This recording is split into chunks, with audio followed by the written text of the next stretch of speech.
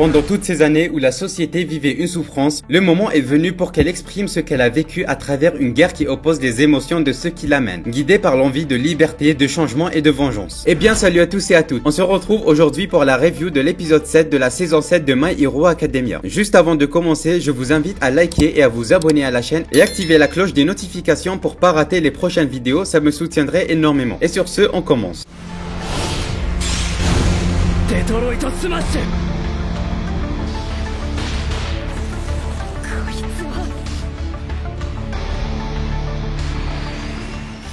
L'épisode s'ouvre avec All Might qui rappelle le plan que les héros vont suivre. Plan que j'ai déjà expliqué dans les dernières vidéos, mais je vais vous le résumer car il y a des détails en plus. Les héros attirent All for One et les vilains vers eux grâce à Shinso et Yuga, puis ils les transportent grâce à Aoyama à 4 endroits différents. À Kamino, là où s'est déroulé le dernier combat de All Might contre All for One, où il y a l'équipe de Shoto contre Toya. La villa de Gunga où s'est déroulé l'attaque lors de la saison 6 avec l'équipe de Endeavor contre All for One. Le cercueil volant avec l'équipe de Deku qui n'est pas là je rappelle contre Shigaraki. Et l'équipe de Gang Orca contre Toga à l'île de Okutojima. Et les autres vilains devraient être au cirque contre Anta et Tailman. On a aussi 3 autres endroits supplémentaires. Le premier est celui où ils ont lancé l'embuscade pour contrer les vilains qui sont passés entre les mailles du filet. Une autre équipe qui surveille Gigantomachia emprisonné à Jakku qui risque d'être libéré par All for One. Et même chose pour Black Mist qui est à l'hôpital central. En gros, le plan se déroulera sur 8 fronts différents. Après l'opening, on en revient où l'on s'est arrêté lors du dernier épisode. Je rappelle que Tomura a frappé Mirko avec une sorte d'alter en forme de doigt. Ce qu'on n'avait pas compris et qui est expliqué dans cet épisode est que Tomura parvient à utiliser son alter sous les effets de Eraserhead. Mais on nous explique que ce n'est pas un alter mais une mutation génétique qui peut être similaire à la croissance des ongles ou des cheveux. Et je rappelle que Eraserhead ne peut rien faire contre les mutations génétiques. On en revient aussi à Mirko qui en croyait gravement blessée, mais non, elle a juste perdu ses prothèses et a des rechanges à portée de main. Après ça, Deku essaye de contacter les héros présents au cercueil de Yuei grâce à l'alter des membres des Pussycat. C'est celle qui peut communiquer à de très longues distances pour demander de le téléporter grâce au portail de Monoma. Mais comme je l'avais dit lors de la dernière review, Monoma ne doit absolument pas lâcher Tomura, qui grâce à sa nouvelle mutation peut utiliser sa désagrégation avec toutes ses mains. Je vous laisse imaginer le carnage que ça peut faire. Deku devra donc revenir par ses propres moyens. Et en parlant de Deku, on passe du côté de Okutojima où je rappelle qu'il y a l'équipe de Gang Orca qui devrait faire face à Toga et aux autres vilains. Et c'est aussi l'endroit où a atterri Deku à cause de Toga. On y voit tout d'abord une mêlée générale, puis sortie de nulle part, Toga attaque Deku sans que son 6e sens ne réagisse. L'explication c'est qu'elle aime Deku purement et elle exprime cet amour en le blessant, d'où le 6e sens ne sent pas le danger. Et oui, je vous avoue que c'est bizarre. Elle lui avoue ensuite ses sentiments sous les yeux de Ochako. Et on a une scène qui nous montre que Deku ne changera jamais et qui est aussi très drôle avec Present Mike en voix off qui explique l'importance de Deku avec tout le poids sur ses épaules mais qui n'arrive quand même pas à rester humble devant une fille. Son visage monte alors tout rouge de timidité. Contrairement à ce que pensent beaucoup, je trouve que l'humour de cette série est très bien amené et très inattendu aussi. Après cette scène, Toga disparaît encore sous l'eau, ce qui est très problématique car je rappelle que Deku ne peut pas la sentir grâce à son 6e alter. Il lui explique alors que lui aussi l'idée de devenir quelqu'un lui parle mais pas de la même façon et dit qu'il ne blessera jamais ceux qu'il aime. Ce qui est contraire aux convictions de Toga qui a expliqué vouloir devenir Izuku, ce qu'elle peut faire littéralement grâce à son alter. Elle se retrouve alors trahie par Deku de son point de vue et elle découvre qu'il est comme les autres héros et comme ses parents. J'ai oublié de le préciser mais elle a aussi planté Ochako sur son épaule, ce qui fait qu'elle possède son sang et peut alors se transformer en elle. Tsuyu et Ochako disent alors à Deku d'aller retrouver les autres héros qui sont face à Shigaraki. Il utilise alors la Voltis, son 7e alter, avec le Fanjig, son 3e alter, pour aller plus rapidement à Shigaraki. Et puis apparaît le second détenteur du One for All pour dire à Deku de faire attention avec son alter s'il veut l'utiliser, car il est très dangereux. Et lui demande aussi de le laisser pour la toute fin. On imagine qu'il l'utilisera sur un élan de rage, car le second détenteur a aussi prévenu Deku de ne pas tomber dans le désespoir, ce qui peut être très dangereux avec cet alter dont on ignore l'utilité. On en finit avec cette partie de l'épisode et on passe du côté de Kamino à Kanagawa où s'est déroulé l'ancien combat de All Might contre All for One. Et on y retrouve Dabi confronté à Shoto dans un environnement totalement embrasé. Et beaucoup de héros à terre avec Shoto et Burning sur pied et d'autres adeptes du feu. On a un Dabi qui éprouve le sentiment d'irrespect envers lui-même avec Shoto face à lui au lieu de Endeavor. Mais Shoto dit que c'est de son plein gré et qu'il veut sauver et arrêter son frère. On a une scène très importante et très émouvante où Dabi évoque un discours très véridique où l'on voit le point de vue totalement légitime des vilains, tout en ayant le visage village qui brûle à cause de ces flammes. Il explique que cette guerre n'est pas que l'obéissance des ordres par les soldats, mais des comptes à régler à travers des sentiments de rejet pour des envies de liberté, de changement, de destruction et de vengeance. Ça nous explique le côté caché de la société, le côté sombre si je puis dire, ou la facette qu'on ne voit pas, où les gens sont rejetés par cette dernière sans pour autant être sauvés par des gens dont le métier est de le faire. Voilà pour ce qui était de cet épisode, j'espère avoir été clair. Pour l'épisode 8, et grâce à la preview, on va avoir la suite de cette confrontation d'Abi Shoto qui semble très bien animée d'après ce qu'on a vu. Et on verra aussi comment Toya a croisé le chemin de All for One et pourquoi il n'était pas revenu à la maison après sa tragédie. Sinon, merci à tous d'avoir regardé et on se retrouve la semaine prochaine pour parler de l'épisode 8. Et sur ce, je vous dis à la prochaine.